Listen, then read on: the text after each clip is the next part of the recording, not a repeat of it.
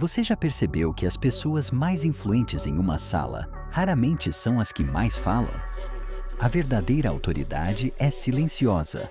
Enquanto a maioria tenta convencer pelos argumentos, os mestres da psicologia dominam o ambiente através do comportamento invisível. Hoje, no Zenith Mental, vou te revelar 3 técnicas de persuasão silenciosa para você ser respeitado e ouvido sem precisar dizer uma única palavra. A primeira técnica é o efeito espelho. Subconscientemente, confiamos em quem se parece conosco. Ao imitar sutilmente a postura ou o ritmo de alguém, você cria uma ponte de confiança imediata. É biológico. O cérebro deles entende que você é um aliado, não uma ameaça. A segunda técnica é o olhar de autoridade. Em uma conversa, nunca desvie o olhar primeiro. Use a técnica do triângulo. Foque no olho esquerdo, depois no direito e, por fim, na testa.